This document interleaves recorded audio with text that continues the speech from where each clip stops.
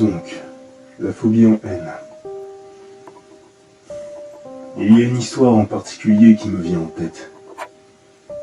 Je pense que je vais vous parler dans ce chapitre de la natalophobie, ou phobie de Noël. À l'origine, la période des fêtes est censée être un moment de joie, de convivialité et de magie. Mais encore une fois, pour certains, Noël est aussi synonyme d'angoisse et de stress, entre autres. Et nous allons donc suivre une nouvelle âme dans ses tourments, que je vais nommer Nathan. Et en fait, nous pouvons commencer son histoire sans attendre. Ce fut à la lueur d'un feu de cheminée, accompagné par le crépitement des braises, que Nathan ouvrit les yeux dans une pièce qui était joliment décorée de guirlandes, de couronnes de Noël et d'un joli sapin. Il avait beau ne plus avoir de souvenirs de son ancienne vie, il savait ce qu'était Noël, et en lui se mélangeait une sensation entre l'éblouissement et l'appréhension. Ce qu'il ne comprenait pas d'ailleurs. Noël, c'est la magie, le bonheur. Pourquoi se sentait-il en partie angoissé à la vue de ces décorations? Alors, enfin réveillé, hein? La porte de la pièce venait de s'ouvrir sur un homme qui alla tranquillement s'installer sur un fauteuil en face de Nathan, qui n'en croyait pas ses yeux. Les habits rouges et blancs, la barbe et l'aura de bienveillance qui entourait l'homme qui venait de s'asseoir ne faisaient aucun doute sur son identité. C'était le Père Noël. Et c'était le vrai, pas juste un simple costume. Ça, Nathan en était convaincu. Mais là encore, les sentiments de celui-ci étaient partagés. Bien évidemment, il était abasourdi et émerveillé devant l'homme qui lui faisait face. Mais il ressentait au fond de lui un profond malaise, sans vraiment savoir pourquoi encore une fois. De plus, il ne savait pas quoi dire. Il ne savait pas s'il devait attendre qu'on lui donne la parole, s'il pouvait laisser exploser le flot de questions qui emplissait son esprit, ou juste se taire et écouter. J'imagine que tu te sens un peu perdu. C'est tout à fait normal. Ne t'inquiète pas. Aussi, je sens que tu as 1 million de questions à poser. Je vais nous faire gagner du temps. Oui, je suis bien le vrai Père Noël. Tu te trouves dans mon atelier. Et plus précisément, dans une salle réservée à mes invités. Maintenant, si tu as d'autres questions, je te laisse les poser. Nathan ne savait pas trop par quoi commencer. Il avait du mal à réaliser que ce qu'il vivait était bien réel.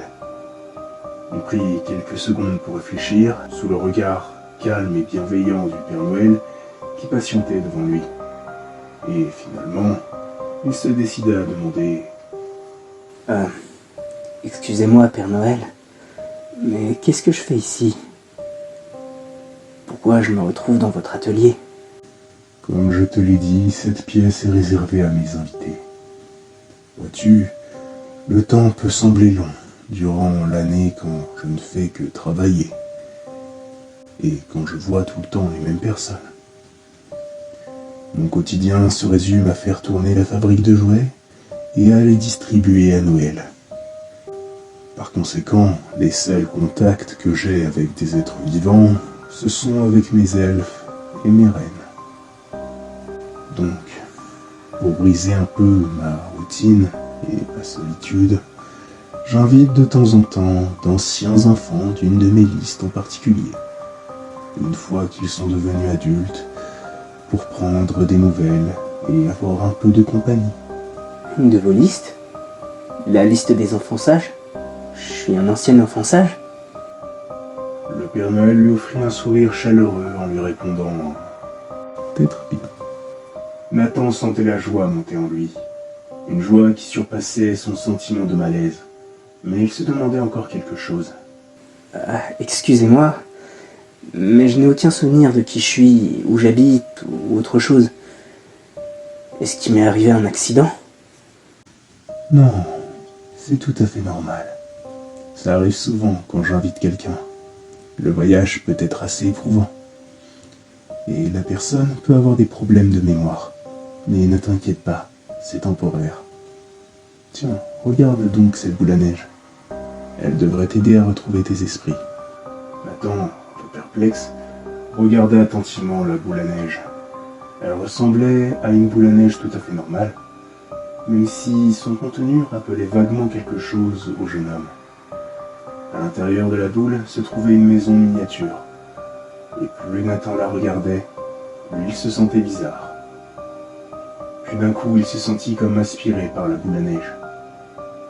Quand il ouvrit les yeux, il était ailleurs. Il était dans un salon, aussi décoré pour Noël, même si ce n'était pas au niveau de la pièce où il se trouvait juste avant. Mais là, il se rendit compte de quelque chose. Il avait clairement peur, une peur qui lui prenait aux tripes. Il tremblait de tout son être, même s'il essayait de ne pas faire de bruit. Mais pourquoi il avait peur? Pourquoi il ne devait pas faire de bruit? Et pourquoi il se cachait sous le canapé? Soudain, tout lui revint à l'esprit. Il avait entendu un bruit qui l'avait réveillé. Pensant que c'était le Père Noël, il était descendu silencieusement et s'était caché sous le canapé, euphorique à l'idée de rencontrer le Père Noël. Même si bizarrement, les cadeaux étaient déjà posés sous le sapin.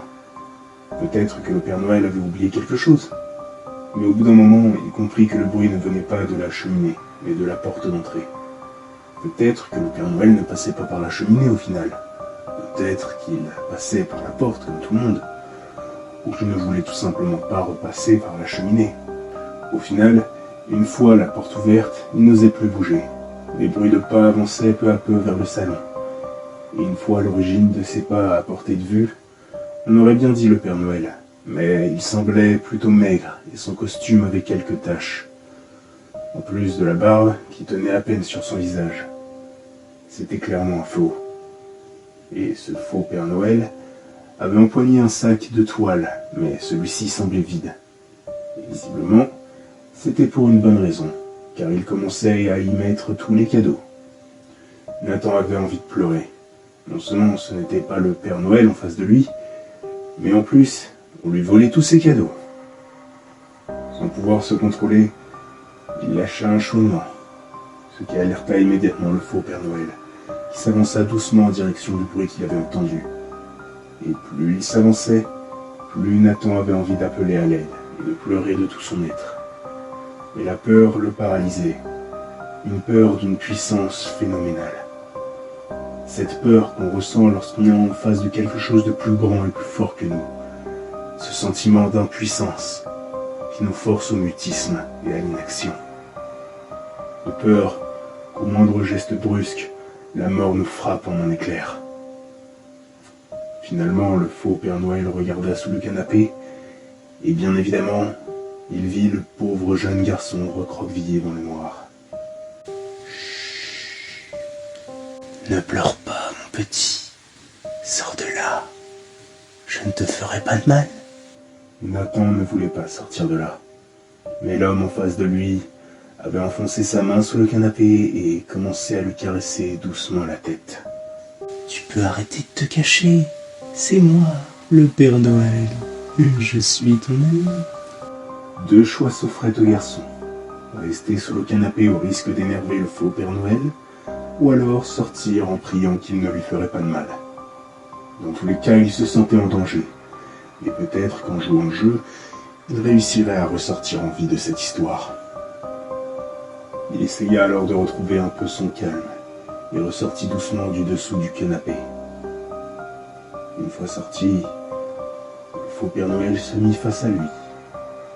Et Nathan sentit des frissons lui parcourir tout le corps quand il vit le sourire qu'arborait l'homme qui lui faisait face. C'est alors qu'en un instant, le faux Père Noël se retrouva plaqué au sol, par nul autre que le père du garçon. Mais quelques instants plus tard, ce fut le faux Père Noël qui se releva, un couteau ensanglanté à la main. Et il prit la fuite en laissant son butin derrière lui. Le père de Nathan se vidait peu à peu de son sang, devant le jeune garçon tétanisé et impuissant face à ce spectacle. Puis alors que la mère de Nathan arrivait dans le salon, paniquée devant la scène dont elle était témoin, Nathan reprit conscience, de retour dans la pièce superbement décorée, où il s'était réveillé avant de visionner ce cauchemar.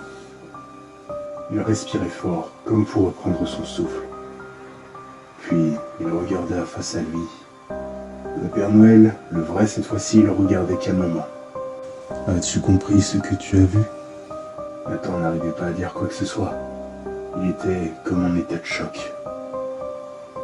C'était toi, l'enfant. Cette nuit-là, tu as vécu des choses terribles. Des choses qui ont assombri ton âme par la peur et la rancœur. Te rappelles-tu de ce qui a suivi ? Nathan fit non de la tête, en essayant de reprendre son calme.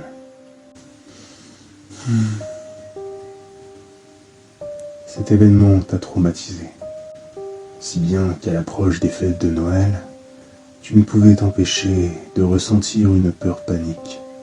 Et bien sûr, à la vue d'un Père Noël, cette peur atteignait son paroxysme, si bien qu'un jour, pour essayer de chasser cette peur, tu t'es mis à chasser tous les Pères Noël que tu voyais.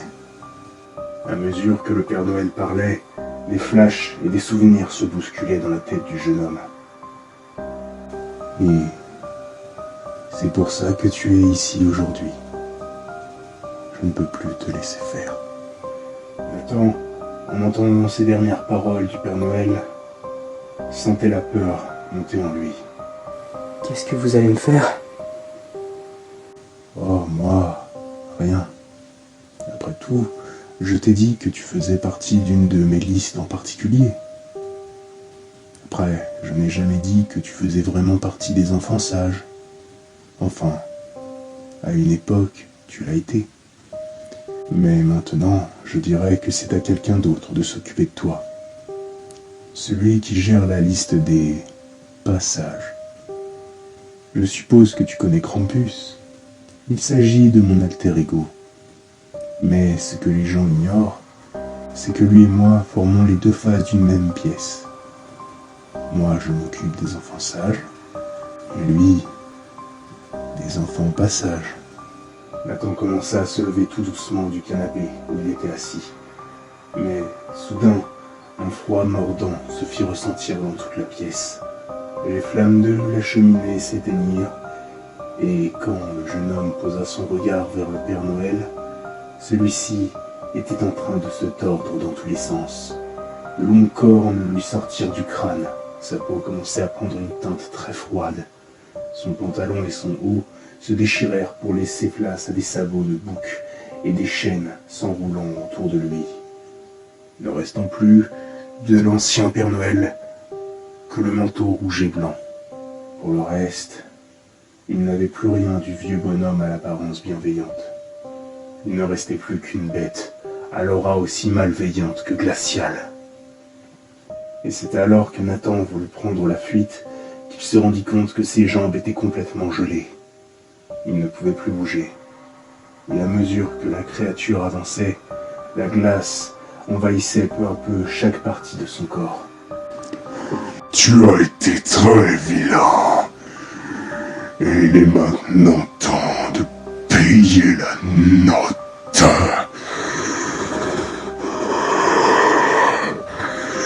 Toutes ces pauvres âmes que tu as arrachées à ce monde pour ta satisfaction personnelle.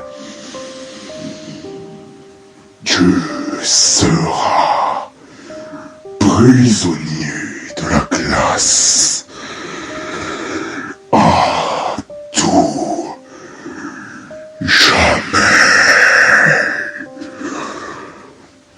Et c'est dans un dernier souffle glacial de la créature, dont le visage n'était qu'à quelques centimètres de celui de Nathan, que celui-ci fut emprisonné dans la glace, rejoignant alors toutes les autres âmes brisées. Au moins, la glace avait fondu quand je suis parti récupérer son corps. En tout cas, cela m'a toujours surpris de voir toutes ces choses qui sont censées être positives, comme les plantes, les clowns, les médecins, les jeux ou bien Noël, devenir des choses négatives. Je me demande bien pourquoi. Enfin, Un nouveau chapitre de terminé et un nouveau que je vais devoir commencer. Non pas que je me lasse de rédiger mon journal, mais ça fait bizarre.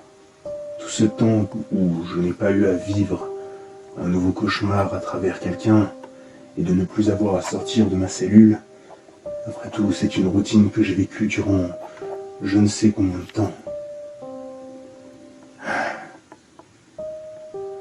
Bon, quitte à réfléchir, autant que ce soit sur quelque chose d'utile. Comme le prochain chapitre. Une peur en haut, je crois. Réfléchissons donc à ça.